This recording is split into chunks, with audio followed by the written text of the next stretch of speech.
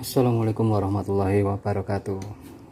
Nah, video kali ini kita hanya mau membahas perihal motor Honda ini ya, Supra 125 model jangkrik ini ya. Model apa ini? Belalang. Motor ini mengalami permasalahan, bisa dikatakan efek oli palsu. Mungkin ya, tapi saya lebih yakin ini adalah efek oli palsu. Kenapa? Motor ini sebelumnya tidak ada masalah apa-apa teman-teman ya, sama sekali tidak bermasalah apa-apa, karena baru sekitar 1,5 bulan sampai 2 bulan kemarin itu saya lakukan pembongkaran ganti asgir depan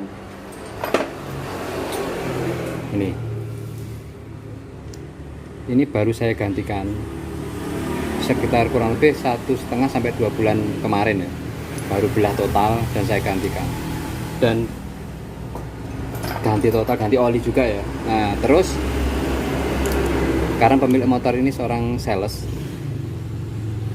kemarin sekitar 2 hari yang lalu itu ganti oli di daerah rumahnya sana, di tap sendiri, beli oli di tap sendiri di rumah.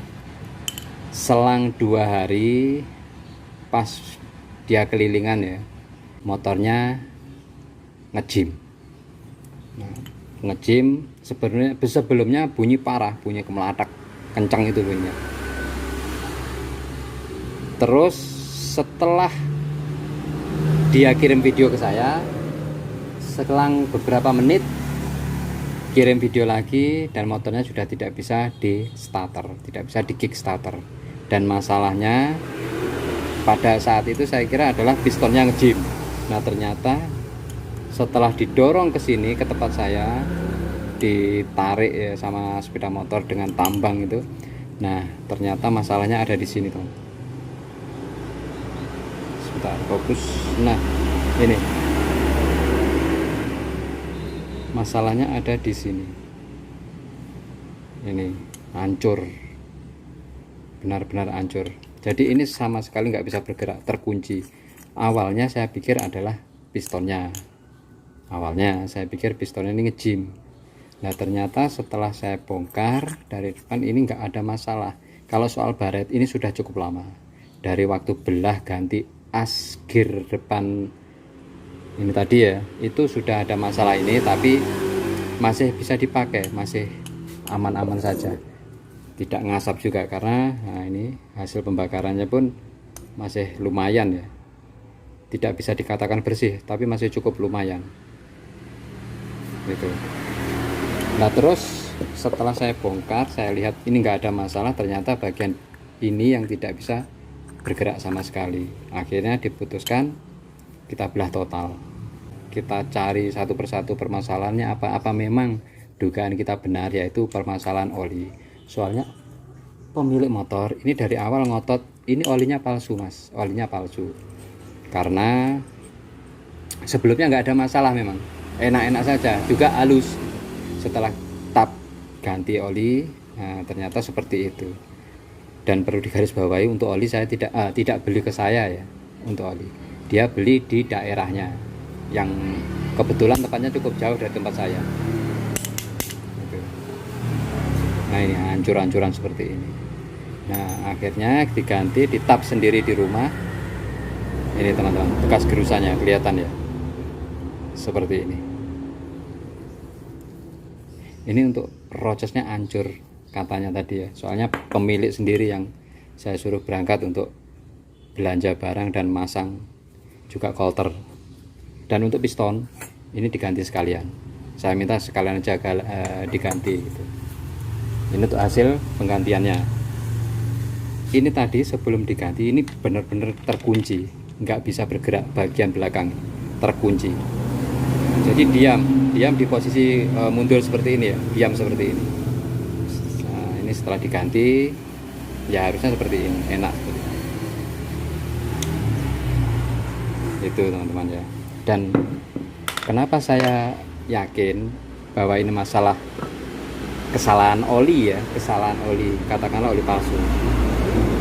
Teman-teman perhatikan, Ini banyak serbuk besi teman-teman. Nah, ini rontokan besi. Nah, ini banyak sekali ini. Nah, ini rontokan besi. Di sini juga. Nah, ini kelihatan kan rontokan besi.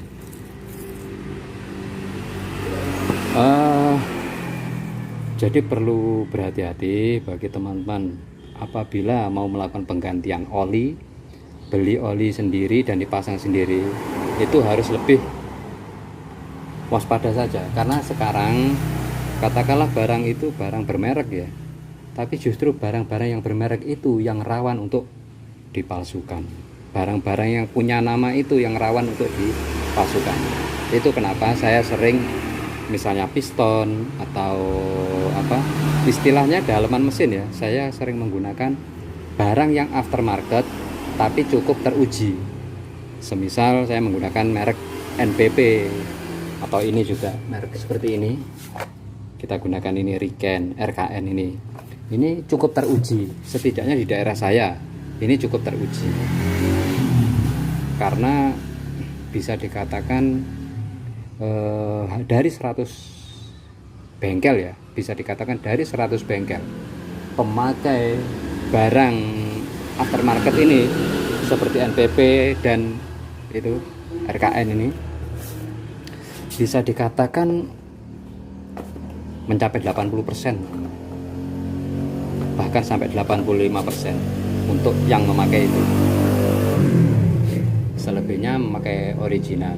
Bukan kita nggak percaya barang original, cuma kita kurang yakin saja dengan barang yang dikatakan original. Itu kalau ketemu yang memang benar-benar original, oke lah, bagus. Tapi takutnya kita menemukan barang yang dikatakan original ternyata barang KW, tembakan, barang yang palsu, aspal itu loh, asli tapi palsu, seperti itu. Jadi hanya pinjam brand, pinjam nama saja, sementara kualitas jauh dari kata layak. Jadi untuk motor ini, kembali ke motor ini, kesimpulan yang bisa saya pastikan ya, motor ini bermasalah karena oli palsu, Dan untuk teman-teman mekanik, ini hanya sekedar sharing saja ya, kita berbagi. Kalau membeli oli, jangan tergiur dengan promosi sales yang mengatakan oli di tempat saya lebih murah. Jangan. Karena apa? Takutnya ya seperti ini, kita akan merugikan pemilik kendaraan dan juga kita sendiri. Karena kedepannya orang akan mencap kita adalah penjual barang yang tidak asli, penjual spare part oli yang abal-abal, aspal gitu. Jadi untuk oli terutama lebih baik kita pastikan membeli yang asli, membeli yang memang itu peruntukannya gitu. Jadi kita semisal membeli oli ke satu toko atau ke satu sales yang kita sudah tahu betul orangnya, yang sudah tahu betul tokonya. Jadi semisal kita menemukan kasus seperti ini, kita bisa komplain, kita bisa minta pertanggungjawaban lah istilahnya ya. Ini gimana oli sampean kok seperti ini, barang sampean kok seperti ini gitu. Semoga ini bermanfaat teman-teman ya, sharing-sharing ini. Untuk perakitan pemasangan sudah ada banyak video-video di channel-channel yang lain yang bisa jadi referensi ya. Bisa lihat channel AGM channel, bisa ke belajar mekanik dari nol, bisa ke Kembang Turi channel, Sibuen channel, banyak lagi, banyak channel-channel yang tentunya hebat-hebat beliau-beliau itu. Terima kasih, semoga jadi pembelajaran. Salam untuk keluarga, salam sukses, salam sehat. Assalamualaikum warahmatullahi wabarakatuh.